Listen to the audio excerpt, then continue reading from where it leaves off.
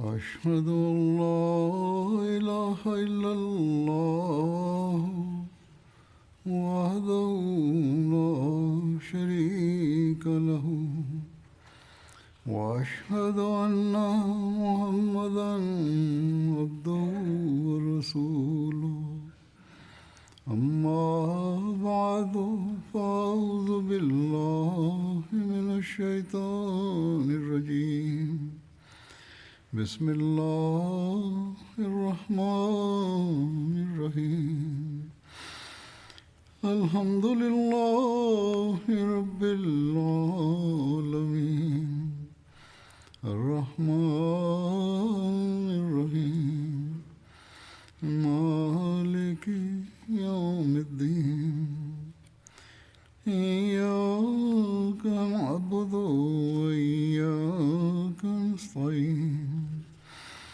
اهدنا الصراط المستقيم صراط الذين أنعمت عليهم غير المغضوب عليهم ولا الضالين. Bedir ile alakalı olarak Hazreti Resulullah sallallahu aleyhi ve sellem karakteri konusunda beyan ediliyordu. Bedir savaşı bitti ve kafirler kötü sonuca ulaştılar. Zikredildiği gibi 17 kafir öldürüldü. Onlardan birçok reisler ve önderler idiler. Bu Kureyş reislerinin defni konusunda şöyle zikir vardır.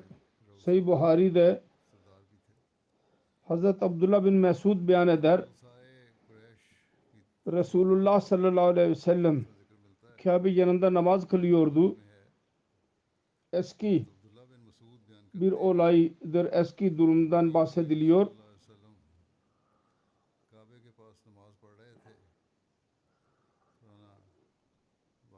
Önce ne durum idi? Resulullah namaz kılıyordu Kabe yanında. Kureyşlerin bazı kimselerin söylemesi üzerine onlardan en bedbahtları Hz. Resulullah sallallahu aleyhi ve sellem'in omuzları üzerine bir hayvanın bağırsaklarını getirdi koydu ve onlar güldüler. Resulullah secde halindeydi. Hz. Fatıma aleyhisselama birisi söyledi. O küçük bir kız idi. Koşarak geldi ve Resulullah sallallahu aleyhi ve sellem secde durumunda kaldı. Hazreti Fatıma radıyallahu anha Resulullah'ın omuzları üzerinde onu uzaklaştırdı. Hazreti Fatıma onlara kötü söyledi. Resulullah sallallahu aleyhi ve sellem namazı bitirince dua etti. Ya Rabbi Kureyşlere ceza ver. Ya Rabbi Kureyşlere ceza ver. Ya Rabbi Kureyşlere ceza ver. Sonunda onların adlarından bahsetti. Dedi ki ya Resulallah Amr bin Şam ve Utba bin Rabiye ve Şeyba bin Rabiye ve Velid bin Utba ve Umayya bin Khalf Ukba bin Abi Muayt ve Ammara bin Velid bunlara ceza ver. Hazreti Abdullah diyor ki Allah adına yemin ediyorum ben kendim onların düştüklerini gördüm. Resulullah'ın isimlerini andıklarının sonra onlar bir çukura atıldılar. Sonra Resulullah sallallahu aleyhi ve sellem buyurdu çukurdakiler lanet altındadırlar. Aynı şekilde siret kitaplarında yazılıdır. Hazreti Resulullah sallallahu aleyhi ve sellem buyurdu müşriklerin naaşları öldürüldükleri yerlerden kaldırılsın. Savaş başlamadan önce onların öldürülecekleri yerleri söylediğiydi. Hazreti Ömer'den rivayet vardır. Resulullah sallallahu aleyhi ve sellem bize Bedir'e öldürülen müşriklerin öldürülecek yerleri gösterdiydi. Onları göstererek buyuruyordu. Yarın bunlar bu Utba bin Rabiye'nin öldürülecek yer olacak. Şeyba bin Rabiye'nin yeri ve bu Ebu Cehil bin Hişam'ın öldürüleceği yer olacak, filanın yeri olacak ve filanın öldürüleceği yeri olacak. Resulullah'ın mübarek elini yere koyarak işaret ediyordu. Sonra Bedir günü öldürüldüler. Onların naaşları o yerden zerre kadar sağa sola değildiler. Resulullah kendisi işaret etti. Hazreti Ayşe diyor ki Resulullah sallallahu aleyhi ve sellem savaştan sonra emretti. Kafirlerin bütün öldürülenleri çukurun altına indirin ve hepsi çukurun içine kondular. Umeyye bin naaşı kaldırmak istedikler ve onu kaldıramadılar ve o da aynı yerinde öldürüldükleri yerde defnedildi. Resulullah emretti. Müşriklerin naaşlarını atılsın çukura. Utba bin Rabia yakalandı ve çukura atıldı. Resulullah sallallahu aleyhi ve sellem Hazreti Ebu Huzeyfe Utba'nın oğluydu. Çevresinden ama kötülük amarelerini gördü. Dedi ki ey Ebu Huzeyfe, belki senin baban hakkında bir şey düşünüyorsun. O dedi ki hayır ya Resulallah, babam hakkında şüphem yoktur. Onun öldürülmesi konusunda şüphem yoktur. Fakat ben biliyordum. Benim babam fikir sahibi, halim ve onurlu bir kimseydi. Ben umuyordum. Bundaki iyi şeyler onu İslamiyet'e getirecek. Ben onun sonucunu gördüm. Onun kafirliğini hatırladım. Halbuki ben onun Müslüman olacağını bekliyordum. Onun için ben üzüldüm. Resulullah Hazreti Ebu Huzeyfe'ye hakkında iyi kelimeler söyledi ve teselli verdi ona. Hazreti Ebu Talha Ansari'den rivayet vardır. Resulullah sallallahu aleyhi ve sellem Bedir günü kafir liderleri hakkında 24 insan hakkında emretti ve onlar Bedir'den bir çukurun içine kondular. Bir kavime üstün geldiği zaman 3 gece orada kalırdı. Resulullah Bedir'de kaldı ve 3. gün olduğu zaman kendi devesi üzerine devinin hazırlanmasını emretti. Hazırlandı. Sonra yürüdü ve eshablar bile kendisiyle birlikte yürüdüler. Ve dediler ki siz belli bir gaye için yürüdünüz. Resulullah sallallahu aleyhi ve sellem kuyuya vardıkları zaman durdu. Kafirler atıldıydı o çukura. Onların isimlerini, babalarının isimlerini söyledi. Filan filanın oğlu, filan filanın oğlu. Siz mutlu mu olacaksınız ki Allah ve Resulüne tabi olsaydınız biz doğruyu bulduk. Bizim Rabbimiz bize verdiği söz. Siz de mi buldunuz? Sizin Rabbinizin verdiği sözü buldunuz mu? Abu Talha diyordu ki Hazreti Ömer dedi ki ya Resulallah, bu naaşlarla ne konuşuyorsunuz? Bunlarda can yoktur. Ölü kimselerdir bunlar. Resulullah sallallahu aleyhi ve sellem buyurdu. Allah adına yemin ediyorum ki elinde Muhammed'in canıdır. Siz onlardan daha duymuyorsunuz söylediğim sözleri. Sırat İbni Hişam'da zikir şöyledir. Ey çukurdakiler, kendi peygamberin kötü akrabaları idiniz. Siz beni yalanladınız. İnsanlar beni tasdik ettiler. Siz evden beni çıkardınız ve insanlar bana sığınma verdiler. Siz benimle savaştınız ve insanlar bana yardım ettiler. Sonra buyurdu. Hal vecattum ma vaadakum rabbukum hakkan. Rabbinizin size verdiği sözü hak mı buldunuz? Sirat Hatam'ın Nebiyyinde bu olayı Hazreti Mirza Beşir Ahmet radıyallahu anh şöyle yazmıştır. Dönüşten önce Resulullah sallallahu aleyhi ve sellem Şükr'ün yanına gitti. İçinde Kureyş reisleri vardı. Sonra onlardan her birisinin adını söyledi ve dedi ki hal vecettum ma faadakumullahu hakkan fe inni vecettu ma vaadani yallahu hakkan. Siz Allah-u Teala size verdiği sözü haklı buldunuz mu? Ben şüphesiz Allah-u Teala'nın bana verdiği sözü haklı buldum. Sonra buyurdu Bes aşiretin nebiyye kuntum le nebiyyekum kazabtumuni ve sadakaniyen nasu ve akhrajtumuni ve avaniyen nasu ve kataltumuni ve nasarayen nasu. Çukurdaki insanlar, siz peygamberin kötü akrabaları oldunuz, siz beni yalanladınız ve diğer insanlar beni tasdik ettiler. Siz beni vatanımdan çıkardınız. Diğerler bana sığınma verdiler. Siz benim aleyhimde savaştınız.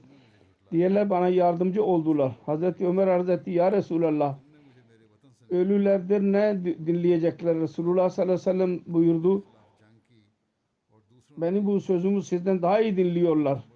Öyle bir duruma girdiler ki orada bütün durum belli oluyor ve hiç perde kalmıyor arkada. Resulullah sallallahu aleyhi ve sellem bu kelimeleri yazılı olan demin beyan ettiğim kendi içinde bir sancı ve elem vardır bunlarda. Ve insan bu durumu Resulullah sallallahu aleyhi ve sellem'in durumunu insan hissediyor. O zaman Kureyş'in muhalefetinin eski tarihi gözlerinin önündeydi. Ve tahayyül hayal dünyasında onun vereklerini okuyordu ve onları okurken Resulullah rahatsız idi. Resulullah sallallahu aleyhi ve sellem'in bu kelimeleri kesin delildir ki bu savaşın başlangıcı külliyeten başlangıcı kafirler üzerindeydi. Resulullah buyurdu kataltumuni ve nasarani yen nasu. Bundan bellidir. Yani ey beni kavmim insanlar, siz benimle savaştınız ve diğerler bana yardımcı oldular. En azından bu kelimelerden bu ispat ediliyor ki Resulullah sallallahu aleyhi ve sellem kendi yerinde kesin biliyordu ki bu savaşlarda başlangıç kafirler tarafından oldu ve kendisi mecburen öz savunması için kılıca sarılmıştır. Bu savaşta Resulullah sallallahu aleyhi ve sellem'in mucizelerinin zikri vardır. Bir olay siret kitaplarında şöyle yazılıdır. İbn-i İshak diyor ki Ukaşa bin Mesen Bedir günü kendi kılıç ile savaştı. O da kırıldı elinde. Sonra Resulullah sallallahu aleyhi ve sellem'in hizmetine geldi. Bir tahta ona verdi. Ve buyurdu ki ey Ukaşa, bununla kafirlere karşı savaş yap. Kıvaş. Ukaşa o elinde kılıç oluverdi. Ve uzun idi ve demiri kuvvetliydi. Onunla savaştı, sonunda Müslümanlara Allah-u Teala zafere ulaştırdı. Ravi diyor ki onun adı Aun idi. Sonradaki savaşta bile savaştı. Sonunda Müslüman Kezzab savaş esnasında şehit düştü. Sonra ağız tükürüğünün etkisinin zikri vardır ve mucize şeklinde. Hazreti Katade'den rivayet vardır. Bedir günü gözü yaralandı ve dışarı çıktı göz bebeği. Onu dışarı atmak istedi. Resulullah arz ettiği hesaplar. Resulullah sallallahu aleyhi ve sellem buyurdu, hayır öyle yapma. Ve Resulullah sallallahu aleyhi ve sellem Hazreti Katada'yı kendi yanına çağırdı. Kendi eli üzerine koydu onun göz bebeğini. Sonra onun yerine koydu. Aynı yere koydu. O hatırlayamadı. Onun bir gözü eziyet duyduydu. öyle iyileşti ki वो कहते हैं कि उन्हें याद तक न रहा Katada his etmedi ki bu dışarı çıktıydı. Bu öteki gözden daha güzel oldu. Bazı kitaplarda bu şifa olayı, göz şifasının olayı Uhud ve Handek savaşlarında beyan edilmiştir. Fakat bu mucizeydi. Bedir esnasında bile beyan edilmiştir. Mekke'de kafirlerin yenilgiye uğramasının haberi nasıl ulaştı? Bunun zikri şöyledir.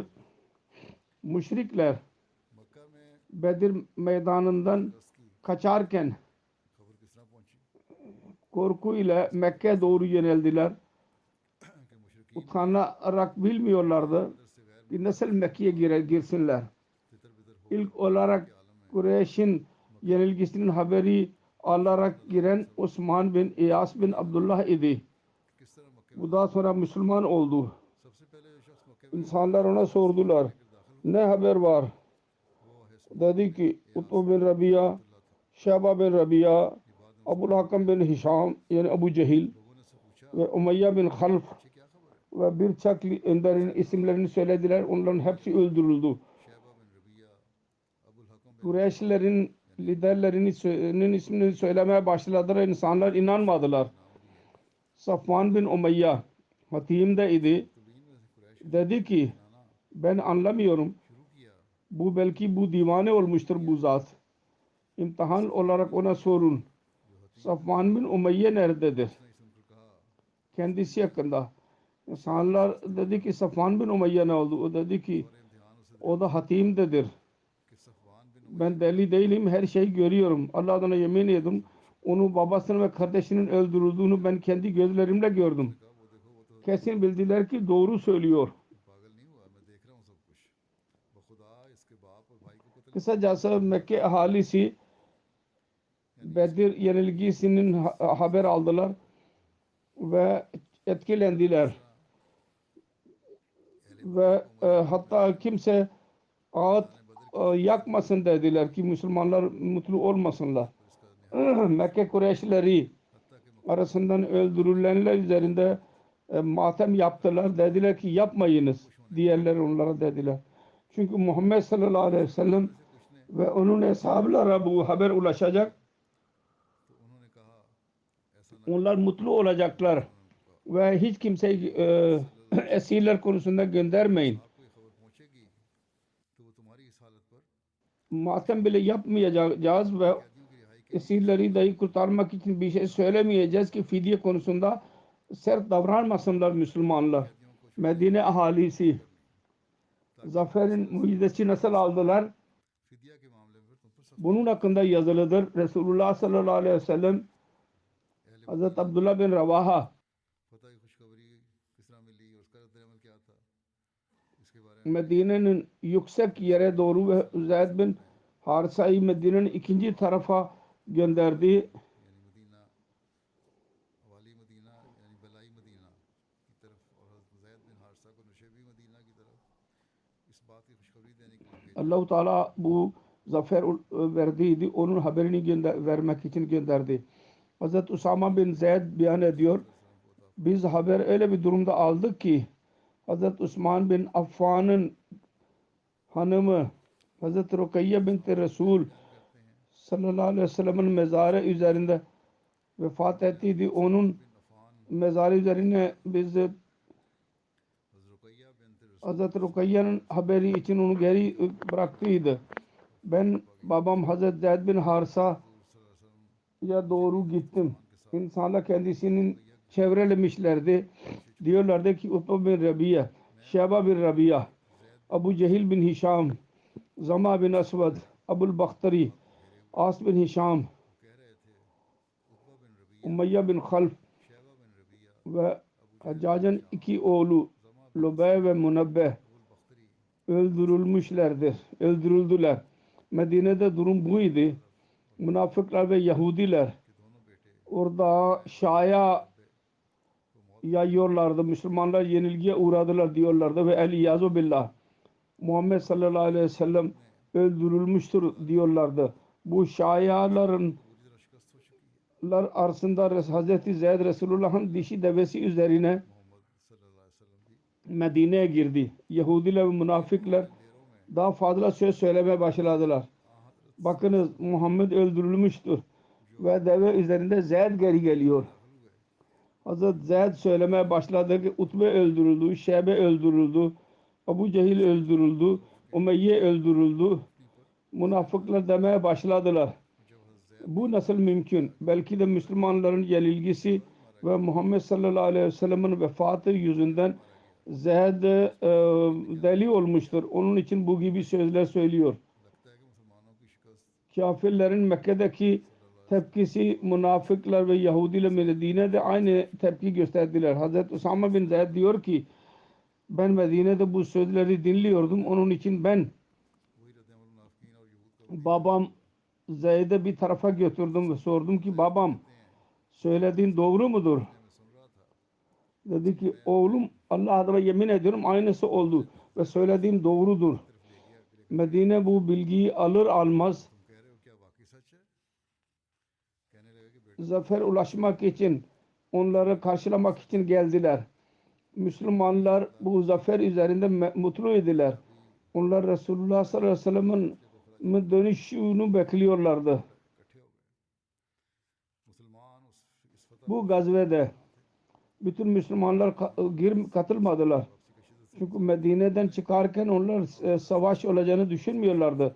Resulullah'ın geleceğini bilerek Müslümanlar dışarı çıktılar.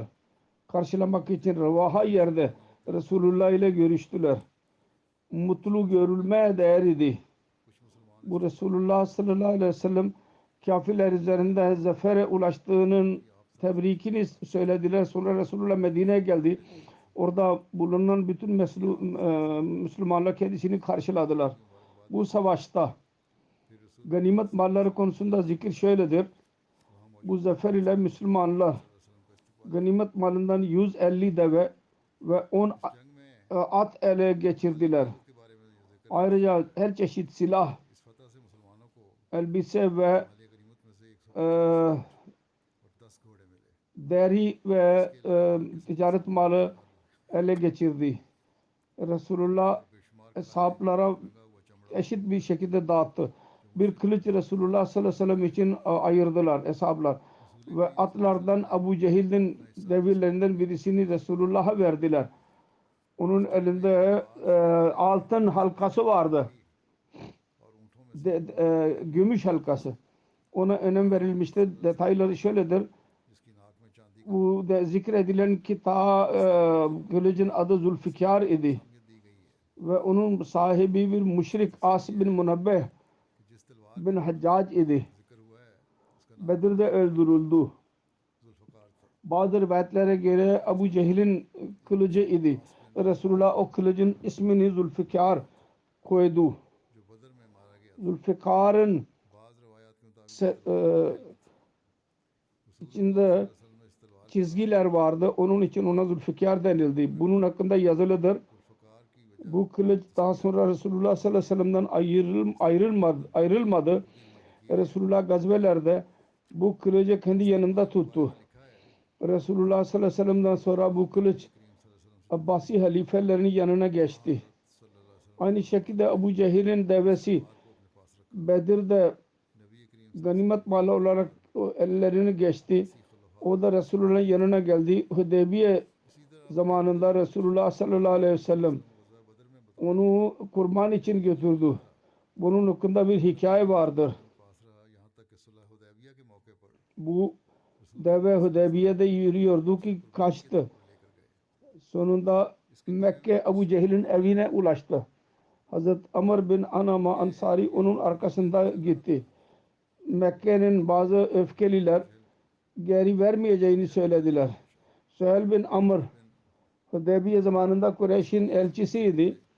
ताहम मक्का के कुछ तेज तरीन Onlara deveyi geri vereceğini söylediler ve onun için geri verildi. जो मुआहिदा हुदैबिया के Onlara dedi ki siz onun hakkında 100 deve vereceğini söyleyin. Eğer Müslümanlar onu kabul ederlerse bunu alıkoyun yoksa onu geri vermelisiniz. Resulullah sallallahu aleyhi ve sellem buyurdu. Eğer biz onu kurban olarak ayırmasaydık biz onu geri verirdik.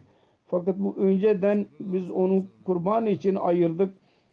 Onun için Müslümanlar tarafından kendisi onu kesti. Ganimet mallarının dağıtılması konusunda Bedir'de şehit olanların varislerine şehitlerin payını verdi. Aynı şekilde naibler Medine'de görevlendirdiydi. Ya bazı eshaplara bazı görevler verdiydi. Onlar Badr savaşına katılmadılar. Onlara bile pay verildi. Bedir'in esirleri konusunda fidye konusunda vardır. Fidye alarak onlar serbest bırakıldılar. Fidye 1000 ile 4000 arasındaydı. Fidye parasını veremeyenler çocuklara okuma yazmayı öğretsin diye koydu. Yani fidye almadan bile serbest bırakıldılar çocuklara ders verdikleri için. Okuma yazmayı öğrettikleri için. Hediye konusunda bazı rivayetler vardır. Değişik rivayetler. Bazı ibhamlar vardır bunun konusunda. Hz. Müslim Maud hallini beyan etti. İşte önce ben beyan edeyim. Siret kitapları öyledir ki hadis kitaplarında Bedir'in esirlerinden Fidirler konusunda rivayetler vardır. Halt malt oldular. Birbirini karıştılar. Asıl şudur ki Resulullah fidye almayı karar verdi değil. Allah'ın isteğine göreydi. O rivayetlere göre daha önce Hazreti Ömer hakkında beyan edildim. Burada bile beyan etmek gereklidir. Hazreti İbn Abbas diyor ki esirleri yakaladığı zaman Müslümanları yakaladılar onları. Resulullah sallallahu aleyhi ve sellem Hazreti Ebu Bakir ve Hazreti Ömer'e dedi ki bu esirler konusunda sizin fikriniz nedir? Hazreti Ömer etti ki onlar bizim amca oğullarıdır, akrabalarıdır, onlardan fidye alın. Bizim için iyi olacak ve yakındır ki Allah Teala onları Müslüman yapsın. Resulullah sallallahu aleyhi ve sellem buyurdu. Ey İbn Hattab senin fikrin nedir? Hazreti Ömer'e sordu. Hazreti Ömer dedi ki hayır ya Resulullah. Allah adına yemin ediyorum Ebu Bakır'ın fikri benim fikrim değil. Benim fikrim şudur ki hepsini bize verin. Biz onların kellelerini uçuracağız. Onları öldüreceğiz. Ali'ye akili verin. Onun kellesini uçursun. Bana filanı bana verin. Nasıl? Benim akrabamdır. Ben onun kellesini uçurayım. Kafirlerin liderleri, önderleridir bunlar. Resulullah Hazreti Ebu Bakır sözüne öncelik verdiler. Diyor ki Hazreti Ömer diyor ki benim sözümü kabul etmedi. Sonra ertesi gün ben geldim. Resulullah sallallahu aleyhi ve sellem Ebu Bakır ağlıyorlardı. Ben arz ettim ki niye ağlıyorsunuz? Eğer ben de ağlarsam ben de ağlayacağım. Yoksa sizin gibi ben yüzümü ağlar gibi yapacağım. Resulullah buyurdu. Benim ağlamanın sebebi şudur ki senin akrabalar benim önümde fidye almayı fikrini verdiler. Benim önümde Allah-u Teala'nın peygamberin yanına bir ağaç idi ve bu ayet indirildi. Ma kana li nebiyyin en yekuna lehu asra hatta yuskina fil arz. Hiçbir peygamber için caiz değil ki yeryüzünde savaş olmadan esir alsın. Sonra rivayet bırakarak vardır ayetleri. Fakulu mimma ganimtum halalen tayyiban. Ganimet malı ele geçirdiğiniz zamandan helal ve temiz olanı yiyin. Ganimetleri caiz bıraktı. Sahih Müslim'in rivayetidir. Bu hadisin asıl başlangıç kelimeleri şöyledir. Hazreti Ebu Bakır ve Resulullah ağlıyorlardı ve ondan sonra Kur'an ayetleri vardır. Burada konu nedir? O şüphe giriyor. Belli olmuyor söz. Her neyse bu rivayeti doğru kabul ederek tarih kitapları ve siretler yazarları ve mufassirler beyan ettiler. Ya Bedir'den fidye almak konusunda Allah kızdı ve Hazreti Ömer'in sözünü kabul etti. Siret yazarları bir bab beyan ediyorlar. Hazreti Ömer konusunda hangi buyruklar indiler, onlardan bir tanesi budur. Bedir'in esirleri konusunda Hazreti Ömer'in fikrini Allah-u Teala tercih etti. Fakat bu çok mübhemdir. İnsan anlamıyor. Siret yazarları ve müfessirler onu anlamak konusunda aldandılar. Her neyse Hazreti Müslim Maud radıyallahu anh bunu detaylı olarak beyan etmiştir. Tefsiri yayınlanmamış olan tefsir notlarında vardır. Onu beyan edeceğim.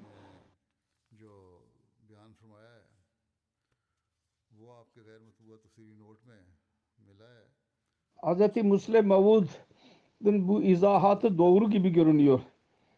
Hz. Ömer'in makamını yükseltmek için bazı müfessirler bu rivayetler uydurdular. Ya o yanlış anlaşılmıştır. Ve neyse Hz. Müslim Maud radıyallahu anh Enfal'ın ayeti 60. ayetinin tefsirini beyan ederek diyor ki İslam'dan önce Arap'ta revaç vardı, gelenek vardı. Dünyada hala vardır bazı yerlerde diyor. Savaş olmasa da esir alıyorlar yine de. Onları köle yapıyorlar. Bu Hz. Müslim Maud bu not yazdığı günlerden bahsediyor. Bu rivayet onu ortadan kaldırıyor ve açık olarak emrediyor. Yalnız savaş anında ve savaştan sonra insanlar esir alınabilir. Eğer savaş olmuyorsa başkasına esir almak caiz değil. Bunun kötü tefsiri yapılmıştır bu ayetin. Diyor ki Müslümanlar Bedir günü Mekkelilerden esir aldı. Resulullah sallallahu aleyhi ve sellem eshablara istişare etti. Ne karar verelim bunlar hakkında? Hazreti Ömer'in fikri şöyleydi. Bunların öldürülmeleri lazım. Hazreti Ebu Bakır'ın fikriydi. Fidye alarak bırakmak lazım. Hazreti Resulullah sallallahu aleyhi ve sellem Ebu Bakır'ın radıyallahu anh'ın fikrini benimsedi. Ve bu Enfal'ın 60. ayettir. Hiçbir peygamber için caiz değil ki yerde kan akıtsın. Her neyse. Hz. Müslim Maud onun izahatını yaparken diyor ki fikir alındı. Onda Hz. Ebu Bakır'ın fikri başkaydı. Hz. Ömer'in fikri başkaydı. Ve Resulullah sallallahu aleyhi ve sellem Hz. Ebu Bakır radıyallahu anh'ın fikrini benimsedi. Ve fidye alarak esirleri serbest bıraktı. Fakat müfessirler diyorlar ki bu ayet indiği zaman güya Allah-u Teala Resulullah sallallahu aleyhi ve sellem bu işini sevmedi. Yalnız Hz. Ömer radıyallahu anh sözüne önem vermek için bu rivayet uydurulmuştur. İşte Resulullah'ın makamı küçülüyor. Diyor ki Resulullah'ın işini Resulullah hala benimsemedi. Esirlerin öldürülmesi lazımdı ve fidye almamak lazımdı. Bu Taberi'nin tefsirindedir. Hz. Müslim Maud diyor ki bu tefsir yanlıştır. İlk olarak öyle bir emir indirilmemişti daha önce ki esirler serbest bırakılmasın fidye alarak. Onun için fidye almak üzerine Resulullah sallallahu aleyhi ve sellem üzerine bir suçlama yapılamaz kendisine. İkincisi şu ki daha önce Resulullah sallallahu aleyhi ve sellem Nahle Ya'da 2 kişiden fidye alarak onları serbest bıraktıydı. Ve Allah-u Teala kendi işini kötü dememişti. Üçüncüsü yalnız 2 ayet sonra Müslümanlara izin veriyor. Ganimet malından ne ele geçirse onu yiyen ve halal ve tayyibdir. Bu insanın aklına gelemez ki Resulullah sallallahu aleyhi ve sellem fidye almasını Allah-u Teala sevmesin ve ele geçirilen paraya helal desin. Bu tefsir doğru değil ve tefsir budur ki bunda bir usul beyan edilmiştir. Esir bu durumda esir alınabilir ki tam savaş olsun ve düşman yenilgiye uğrasın. Hazreti Ömer'in fikriyle bir alakası yoktur. Fidye alınmasın. Müfessirlerden Allame İmam Razi ve Allama Şibni Numani'nin fikri bile aynıdır. Hz. Müslim Maud radıyallahu anh'ın beyan ettiği gibi. Hz. Mirza Beşir Ahmet radıyallahu anh bu konuda yazmıştır. Medine'ye ulaşarak Resulullah sallallahu aleyhi ve sellem Yesiler konusunda fikir aldı. Ne yapalım. Arap'ta genellikle esirlerin öldürülmesi yahut köle yapma geleneği vardı. Resulullah sallallahu aleyhi ve sellem tabiatı üzerinde bunu sevmiyordu ve bu konuda ilahi emir bile inmemişti. Hazreti Ebu Bakır arz etti. Benim fikrimde fidye alarak bunları serbest bırakmak lazım. Bunlar bizim akrabalarımızdır. Yarın bunlardan Müslüman olacak kimseler bile çıkabilir. Hazreti Ömer bu fikire muhalif oldu. Ve dedi ki din konusunda akrabalığının hiç önemi yok. Bunlar öldürülmeye hak kazandılar. Benim fikrimce hepsinin öldürülmesi lazım. Hatta emredilsin ki Müslümanlar kendi elleriyle kendi akrabalarını öldürsünler. Resulullah sallallahu aleyhi ve sellem fitri merhamet ile etkilenerek Hazreti Ebu Bakır'ın fikrini benimsedi ve öldürülmesi aleyhinde fikir verdi ve emretti ki müşrikler fidye verirlerse serbest bırakılsınlar. Ona göre daha sonra ilahi emir indi. İlahi emir bile fidye verme konusunda indi.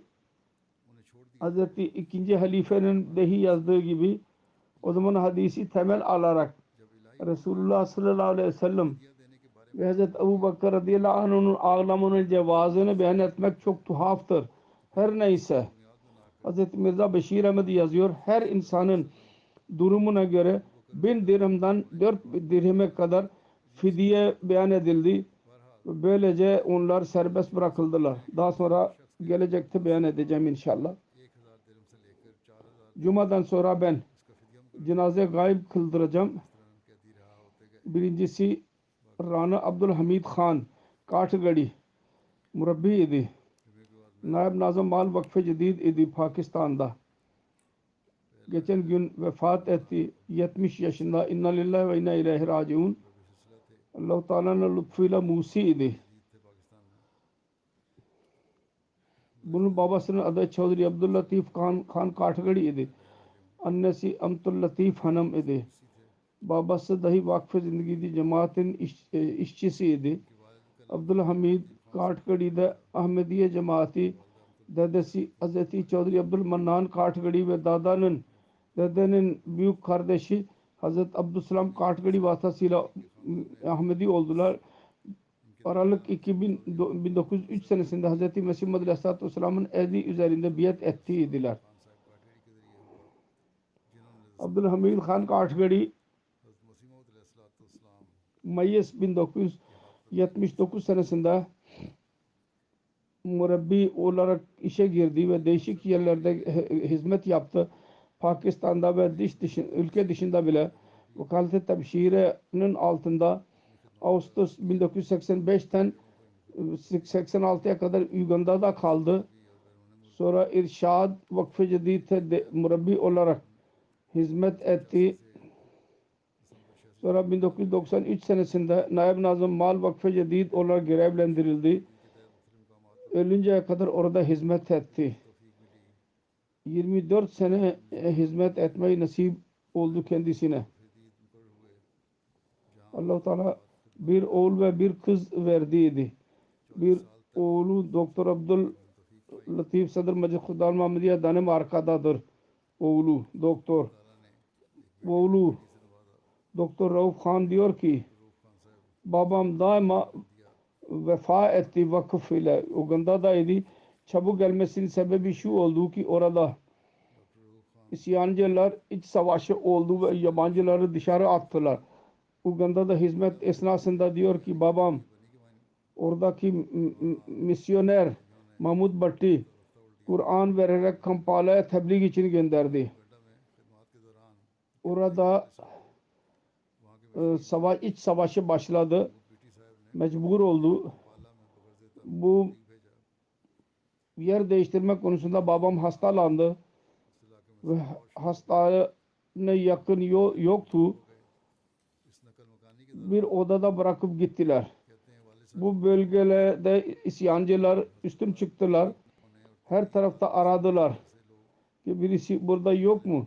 Bu odaya bile girdi. के बागियों ने कब्जा कर लिया Bu mevcut idi fakat yatıyordu searching की कोई ve शख्स ölü zannederek bırakıp gittiler. भी आया Benim babam anlatıyordu. सब मौजूद थे लेकिन Ben yerde yatıyordum. मुर्दा समझकर उन्होंने Kurşunla geliyordu ve karşı duvara vuruyorlardı. बताते थे Sonra birkaç kişiyle irtibat oldu. Durum biraz iyileşince babamı सामने वाली दीवार पर जा लग korunmuş yere gönderdiler. Böylece korundu Allah-u Teala tarafından. Hilafet ile çok sevgisi vardı. Hilafete karşı sade ve अल्लाह ने इनकी हिफाजत çok uysal bir kimseydi. खिलाफत से भी इनका बेहद हद की Hutbelerde ne denilirse halifenin sözlerini kabul ederdi. Hiçbir tevil istemiyordu. Anlamı şudur. Hayır. Onu kabul etmiyordu birisi öyle derse. Sonra के कायल नहीं murabbilere saygı gösteriyordu.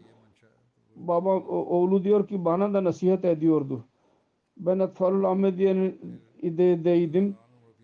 Kuruluşta dedi ki sen eğer bir şeye ihtilaf etmiş olacak कहते हैं मैं eğer hilafet ve nizam birbirine bağlıdır. Birinin sözünü kabul et ve ötekini kabul etme bu olmaz. İslah etmek güzel vasıf idi. İslah ederek birisi kızarsa ıslah olursa ona cesaret verirdi. Benim gayem yalnız ıslah etmek idi.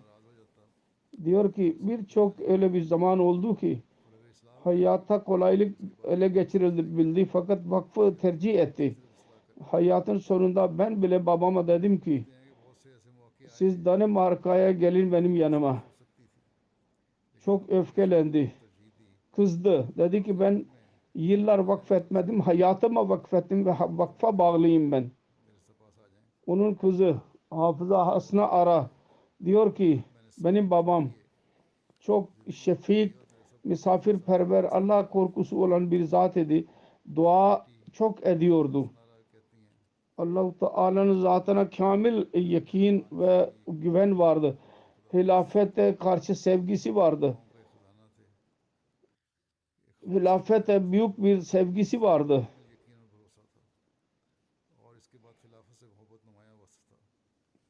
Sözün başlangıcı ve sonucu halifeye karşı sevgi göstermek idi. Burada bile gelirdi İngiltere. Ben bazen hislere yenilgiyerek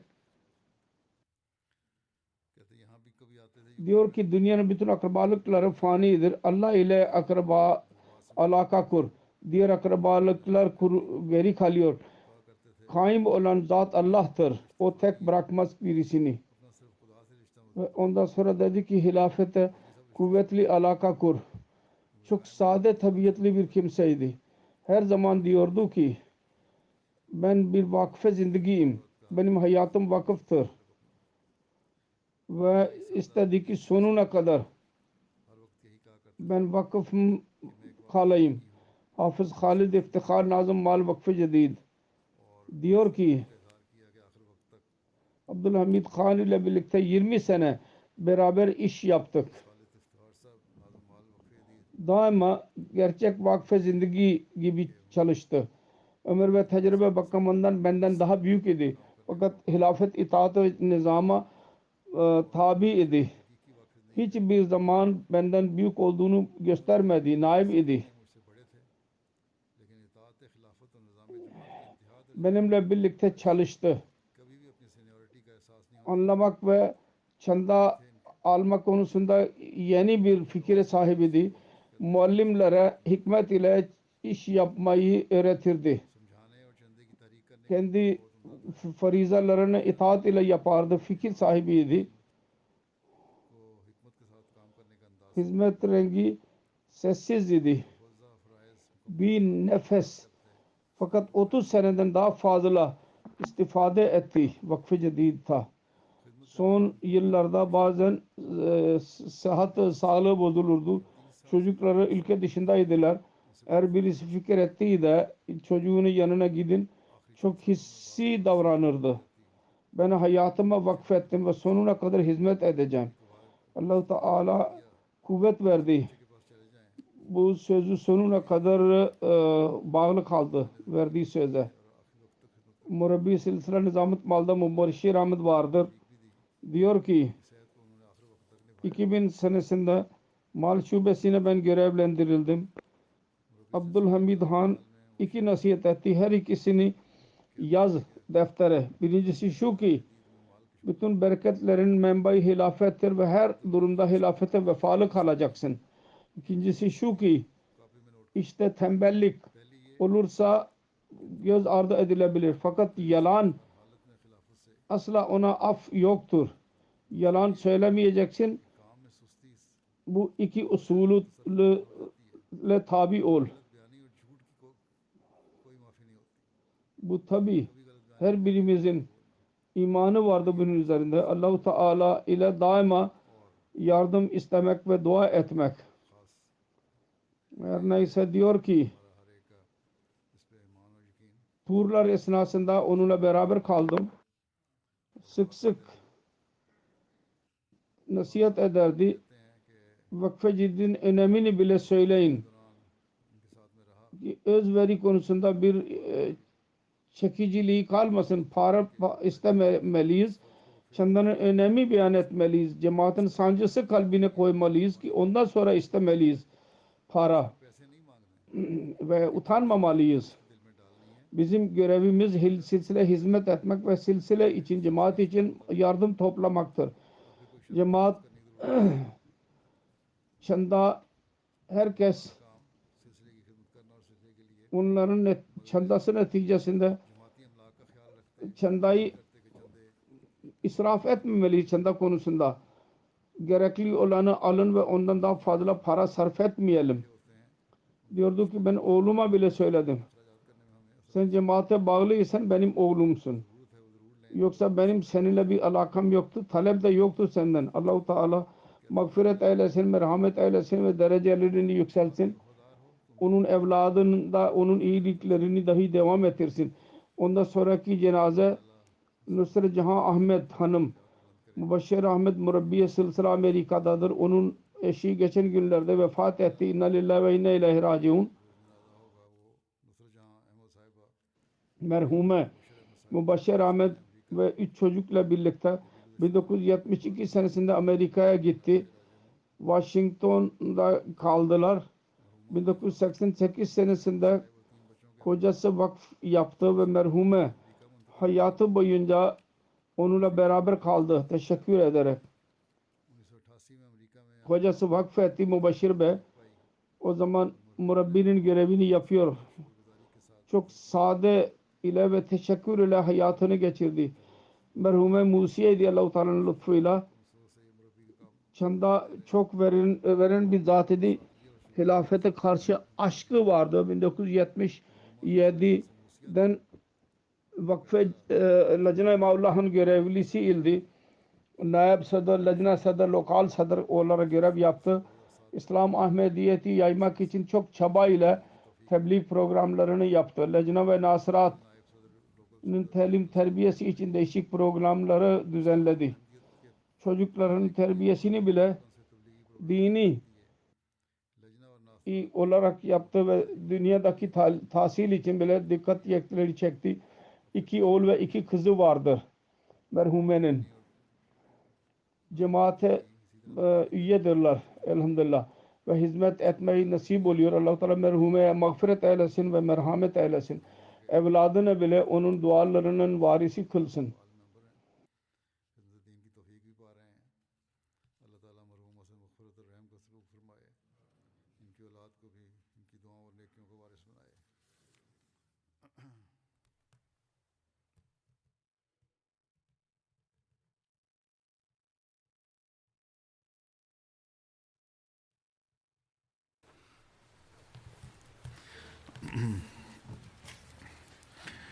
الحمد لله الحمد لله نحمده ونستعينه ونستغفره ونؤمن به ونتوكل عليه ونعوذ بالله من شرور أنفسنا ومن سيئات أعمالنا من يهده الله فلا مضل له ومن يضلل فلا هادي له ونشهد أن لا إله إلا الله ونشهد أن محمدا عبده ورسوله